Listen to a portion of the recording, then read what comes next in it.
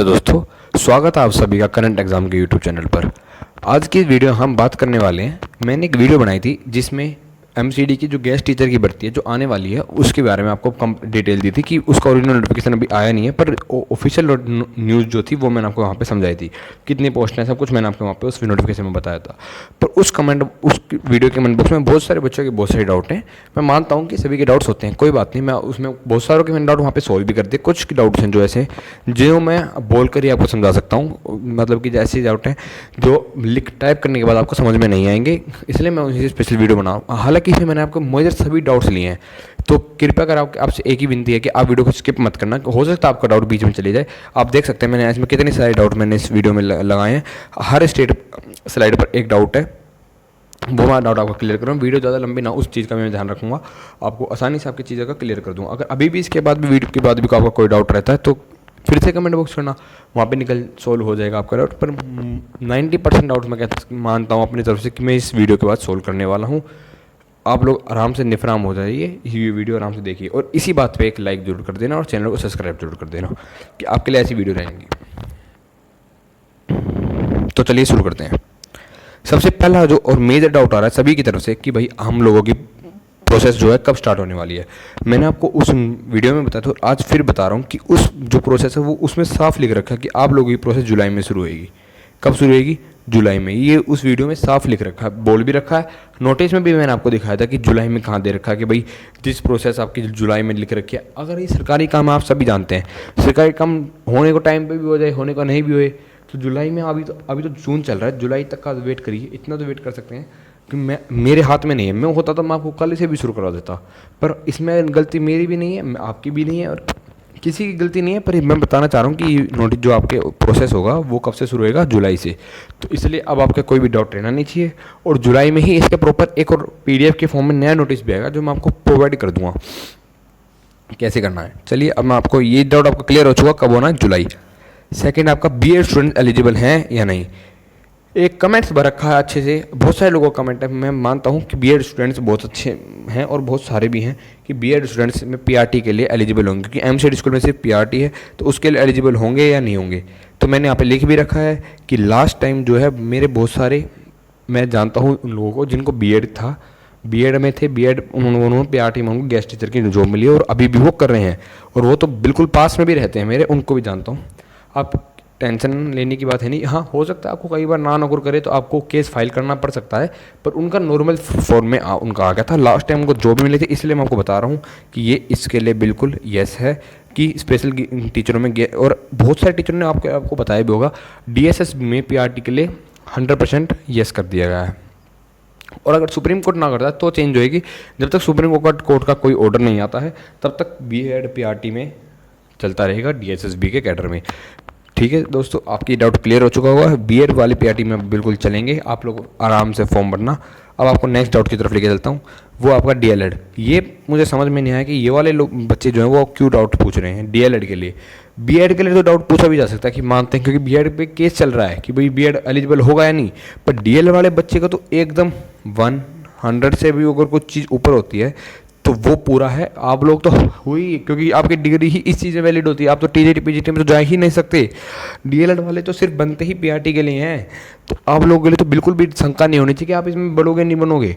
तो अगर आपका 2 साल का डिप्लोमा कर रखा है या फिर 4 साल वाला इंटीग्रेटेड कोर्स कर रखा है तो आप लोग बिल्कुल निफराम हो जाइए। ये नौकरी आप ही के लिए बनी है, चाहे परमानेंट वैकेंसी है चाहे कॉन्ट्रैक्ट की भर्ती आए, तो इसमें आपको कोई दिक्कत वाली बात लेनी नहीं चाहिए। आपके लिए बिल्कुल डबल टिक मैंने यहाँ पे लगा दिया है। बीएड वाले निफराम वो खुश होइए, अपना पेपर की भी तैयारी करिए और कॉन्ट्रैक्ट में भर्ती आते हैं, कॉन्ट्रैक्ट के लिए भी जाइए।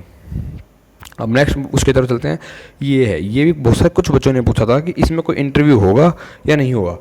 कि मैं आपको बताने वाला हूँ कि इसमें कोई इंटरव्यू, यहाँ पे मैंने नो लिख रखा है, तो इसमें कोई भी इंटरव्यू नहीं होता है। क्यों? क्योंकि इसमें एक मेरिट लगती है, जो मैंने आपको मेरिट बताई थी, 10वीं के नंबर, 12वीं के नंबर और आपके जो डिप्लोमा करते हैं आप उसके नंबर, उसके हिसाब से लगेंगे। हर एक की परसेंटेज अलग है। डिप्लोमा के हिसाब से ज़्यादा लगेंगे, फिर उसके बाद 12वीं के और उसके बाद 10वीं की। क्राइटेरिया पूरा है, मैं आपको समझा दूंगा अगर किसी को समझ में नहीं आया तो। पर आने वाली वीडियो में, इस वीडियो में आपको समझाने नहीं वाला हूँ। ये वीडियो मैंने आपको उस वीडियो में आपको बता भी रखा है कैसे कैसे जुड़ते हैं। अगर आपको चाहिए कैसे है तो एक छोटी सी वीडियो मैं इसकी बना दूंगा कि आप लोगों की कैसे मेरिट बनेगी, पर जब फॉर्म निकलेंगे जब, अभी इसके वीडियो में मैं नहीं बताता हूँ। आप निफराम हुए। इंटरव्यू किस चीज़ में होता है? केवीएस में होता है। केवीएस में परमानेंट भर्ती में भी इंटरव्यू होता है, केवीएस की जो कॉन्ट्रैक्ट भर्ती है ना उसमें भी इंटरव्यू होता है। केवीएस की भर्ती में इंटरव्यू होता है, डीएसएसबी में कोई इंटरव्यू नहीं होता, ना ही रेगुलर भर्ती में होता है और ना ही आप लोगों का कॉन्ट्रैक्ट की भर्ती में होता है। ठीक है, तो हम नेक्स्ट डाउट की तरफ चलते हैं। अब एक बहुत सारे बच्चे ये पूछने लगे कि कैसे भरना है, हाउ टू अप्लाई पूछ रहे हैं। मैं उन लोगों को कमेंट बॉक्स में यही बता रहा हूँ कि अभी शुरू हो ही नहीं है सॉरी, मैं उनको भी बता रहा हूँ कि अभी शुरू हो ही नहीं है, तो आप लोग कैसे बता दोगे हाउ टू अप्लाई। मैं ये बताना चाह रहा हूँ कि अभी वैकेंसी शुरू नहीं हुई है, जैसे ही शुरू होंगी तो मैं आप लोगों को बता दूंगा। इसी चीज़ के लिए तो मैंने आपको कहा कि आप मेरे चैनल को सब्सक्राइब करके रखिए। एक सब्सक्राइब आपको बहुत आसानी से बता देगा कैसे कर सकते हैं। एक सब्सक्राइब कर लो चैनल को और वीडियो को लाइक कर देना, और मैं आपको इसी चीज़ में बता दूंगा कब आपके निकलेंगे। जैसे ही बताऊंगा, अब नोटिफिकेशन ऑन करके रखना, मेरी बेल आइकन को ना भी ऑन करेंगे तो आप अगर वीडियो को लाइक करते तो आप मतलब आपके पास मेरी वीडियो आसानी से, नई वीडियो जो आने वाली वो आसानी से पहुंच जाएगी, और जैसे पहुंचेगी आप देख सकते हैं कब होंगी। मैं बता चुका हूँ कब अप्लाई होंगे, मैं आपको बिल्कुल इन्फॉर्म करूँगा बाकायदा वीडियो बना के, और नहीं तो कम्युनिटी पोस्टर डालूंगा पर नहीं वीडियो ही बना दूंगा। आप चिंता ना करिए कब फॉर्म निकलेंगे, आपको मेरे नहीं थ्रू तो किसी टीचर के थ्रू पता चल ही जाएगा। क्योंकि दिल्ली जो सरकार की अगर कोई भी वैकेंसी आती है, दिल्ली सरकार की हो या फिर दिल्ली स्टेट में कोई भी वैकेंसी, दिल्ली पुलिस की हो जो सेंट्रल गवर्नमेंट के होते हैं, तो वो कभी छुपते नहीं हैं। क्योंकि दिल्ली में नौकरी करना हर किसी बंदे का सपना होता है, चाहे वो एनसीआर में रहता हो चाहे बिहार में रहता हो, बहुत लोग सपना करते हैं। क्योंकि दिल्ली का जॉब लोकेशन इस प्रकार के होते हैं, कहीं भी आना जाना बहुत आसान होता है। तो चलिए ये वाली आपको बात बता दी है। अब नेक्स्ट है सीटेट क्वालिफाइड। ये एक बहुत सिंपल सा डाउट है। सीटेट क्वालिफाइड 100% चाहिए, कोई सीटेट अपीयरिंग वाला बंदा इसमें नहीं चलेगा कि मैंने इस साल सीटेट वाला, ये 100% इसमें सीटेट चाहिए। क्योंकि एक ही चीज़ इसमें 5 चीज़ मांगते हैं, क्योंकि परमानेंट पेपर तो है नहीं तो पेपर लेंगे, एक ही चीज़ ये मांगते सीटेट। सीटेट क्वालिफाइड चाहिए, हाँ जी बिल्कुल चाहिए, इसमें कोई दो राय की बात नहीं है,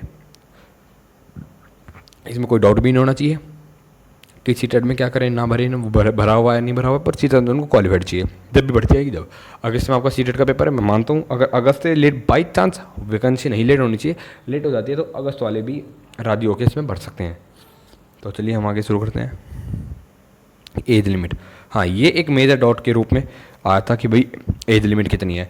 एज लिमिट मैंने बताई आपको, मैक्स एज लिमिट जो हम काउंट करते हैं वो मैक्स एज लिमिट आपकी 30 ईयर्स। अब इसमें रिलैक्सेशन सबका चलता है, कितने ईयर्स में चलेगा सबको अपना अपना रिलैक्सेशन मिलेगा। जैसे ओबीसी को 3 साल का, SC ST को 5 साल का, ऐसे रिलैक्सेशन सभी को मिलेगा, उसमें कोई बात नहीं है। फीमेल्स को इसमें कोई अभी स्पेशल क्राइटेरिया नहीं दिखाया गया, अगर मिलता है तो मैं आपको बता दूंगा। जैसे केवीएस में 10 साल का मिला था, वो जब नोटिस आएगा तब भी आपको पता चलेगा। अभी 30 ईयर मैक्सिमम, और मिनिमम क्या हो सकता है, क्योंकि आप लोगों ने 12th करी तो मोस्टली बच्चों की 18 में होती है, और 2 साल का डिप्लोमा भी करा होगा तो 20, तो मिनिमम आप 20 मान ले। अगर 18 साल में सब कुछ कर लिया, कोई एक्सेप्शनल बंदा है तो वो भी मान ले। तो इसलिए इसमें मिनिमम एज कुछ नहीं रखते, मैक्सिमम एज बताते हैं सीधा 30। क्योंकि कोई 16 साल का बंदा तो नौकरी करने जाएगा नहीं यहाँ पे, उसको एक्सपीरियंस भी चाहिए, 2 साल का डिप्लोमा भी करेगा, तो अपने आप ही सबको पता होता है 18-20 साल सबकी उम्र हो जाएगी, इसलिए वो मैक्सिमम एज बताते हैं 30 ईयर्स चाहिए PRT में। डाउट आपका क्लियर हो गया होगा। अब नेक्स्ट डाउट की तरफ है सैलरी मैंने उसमें बहुत अच्छे से आप लोगों को समझाई थी कि सैलरी आपको 1364 रुपये पर डे के हिसाब से मिलती है। जो अच्छी सैलरी है इसमें आपको संडे की सैलरी नहीं मिलेगी, मतलब जिस दिन आप गए उस दिन मिल जाएगी। जैसे मान लो आप लोग 25 दिन गए तो आपको 25 से गुना कर लेना, तो आपको 25 दिन गए तो 25 को इंटू 1364 इस हिसाब से गुना कर लेंगे तो आपको उसकी सैलरी बन जाएगी। मैंने उसमें आपको 30 दिन की टोटल करके बताई थी कि भाई उसमें मैंने संडे इंक्लूड नहीं करे थे, तो उस दिन मैंने आपको 40,000 बता दी थी, ऐसा है। तो अब आपको सैलरी का डाउट कंप्लीट हो गया होगा। ये आपको सैलरी ये फिक्स होती है, और हाँ ये बढ़ सकती है घट सकती है, मतलब ऐसा नहीं बढ़ेगी तो सभी PRT वालों की बढ़ेगी, मतलब सभी गेस्ट टीचरों की बढ़ेगी, घटेगी तो अभी फिक्स सैलरी है जो अभी करंट में मिल रही है। अभी अदर स्टेट, इसमें 2 मेजर डाउट हैं। अदर स्टेट में क्या चीज़ डाउट है वो भी आप लोग जान लीजिए, एक वीडियो लंबी हो रही है सॉरी। अदर स्टेट में एक डाउट है कि अदर स्टेट वाले भर सकते हैं, बिल्कुल यस, डबल टिक। अब इसमें एक डाउट और बच्चों का निकल के आ रहा है कि जो अदर स्टेट में जो अदर स्टेट के जैसे OBC हैं, कई बच्चों ने कहा मैं राजस्थान से OBC हूँ, मैं हरियाणा से OBC हूँ, क्या वो दिल्ली में बेनिफिट मिलेगा? तो उसके लिए मैं सॉरी चाहता हूँ, क्योंकि उन लोगों को स्पेशल बेनिफिट कुछ नहीं दिया जाएगा। वो इसलिए नहीं दिया जाएगा क्योंकि जो दिल्ली सरकार है उसके अंदर या तो आपको सेंट्रल के लिए सर्टिफिकेट होना चाहिए, या फिर दिल्ली स्टेट का सर्टिफिकेट होना ओबीसी का तो चलेगा। हर ओबीसी का जो क्राइटेरिया है वो हर स्टेट का अपना होता है, एक सेंट्रल का होता है। अगर आप सेंट्रल ओबीसी में आते हैं तो आप वैलिड हो, अगर आप दिल्ली ओबीसी में आते हो तो वैलिड हो। पर जैसे जो राजस्थान ओबीसी में आ रहे हैं, हरियाणा ओबीसी में आ रहे हैं, या मान लो यूपी ओबीसी में आ रहे हैं, तो उसका काम नहीं यहाँ पे नहीं बन सकता। अगर स्पेशल उन्होंने कुछ पिटीशन फाइल करी है और वो केस जीत गए तो वो बात अलग है, पर अभी नॉर्मली चीज़ में उसमें जो ओपन कैटेगरी में उसको नहीं माना जाएगा। आप जनरल कैटेगरी में ऑफकोर्स फाइट कर सकते हैं, और आप फॉर्म भरने के लिए बिल्कुल भी आप कोई भी नहीं रोक सकता, फॉर्म आप भर सकते हैं, ये मैं आपकी गारंटी लेता हूँ। तो आपके लिए ओबीसी का है, अगर कोई एससी है मान लो, एससी तो सभी के लिए सेम होता है, मेन डर होता है ओबीसी वाले, क्योंकि ओबीसी हर स्टेट में अपने अपने लेते हैं, जिस स्टेट में जो मेजर है उसको जनरल में डालते हैं, बाकी सब ओबीसी में। तो दिल्ली के हिसाब से देखना कि आपके पास दिल्ली का सर्टिफिकेट है या नहीं। अगर अभी भी इसके लिए कोई बात नहीं क्लियर हुई है तो वो बता देना कि आपको किस चीज़ की चीज़ स्पेशल क्लियर नहीं हुई है। तो मैं अब आपके कुछ चीज़ थोड़े से डाउट रह रहे हैं। जो स्पेशल डिप्लोमा, ये खास डाउट था कि भाई किसी ने स्पेशल डिप्लोमा कर रखा है तो उसके लिए क्या है, जो ये भी बिल्कुल मैं आपको बता रहा हूँ, इसके लिए येस मान लीजिए आप, क्योंकि मैं खुद भी जानता हूँ ऐसे बंदों को, रिलेटिव में नहीं है पर हाँ मैं जानता हूँ कि जिन बच्चों ने स्पेशल कर रखा था, हालांकि उन्होंने बीएड में भी स्पेशल कर रखा था, उनको भी कॉन्ट्रैक्ट पे रख लिया गया है, पीआरटी में, एमसीडी के ही स्कूल में रखा हुआ है। मैं जानता हूँ ना कि दिल्ली सरकार के स्कूल में भी नहीं, एमसीडी में, ये एमसीडी में भर्ती है, एमसीडी में निकली है, उसमें भी स्कूल में रखा हुआ है जिन्होंने बीएड डिप्लोमा स्पेशल डिप्लोमा कर रखा है, इसलिए तो इसमें तो एलिजिबल है। पिछली बार भी माना गया था, इस बार भी माना जाएगा स्पेशल डिप्लोमा वालों के लिए, जो इन्होंने स्पेशल डिप्लोमा कर रखा है वो भी। इसी बीच में एक म्यूज़िक वाला है, म्यूज़िक वालों के लिए नहीं माना जा सकता है, क्योंकि म्यूज़िक वालों में उन्होंने अपनी रिदम अलग सिखाई जाती है, स्पेशल वालों में बिल्कुल माना जाए। म्यूज़िक वालों के लिए थोड़ा डाउट है, क्योंकि अब म्यूज़िक वालों के लिए, म्यूज़िक के लिए जो वैकेंसी कम होती है और अलग से निकाली जाती है, इसलिए म्यूज़िक के लिए हो सकता है कि यहाँ पे इसमें वैलिड ना माने। अब एक आखिरी डाउट मैं मानता हूँ, या फिर एक दो ये लास्ट डाउट है। इस डाउट में मैं आपको बताने वाला हूँ कि डीजीटी पीजीटी की वैकेंसी कब आने वाली है। आप बहुत सारे कुछ लोगों का कमेंट ये था कि अब जैसे पीआरटी की कॉन्ट्रैक्ट भर्ती आई है तो टीजीटी और पीजीटी की कॉन्ट्रैक्ट भर्ती कब आएगी।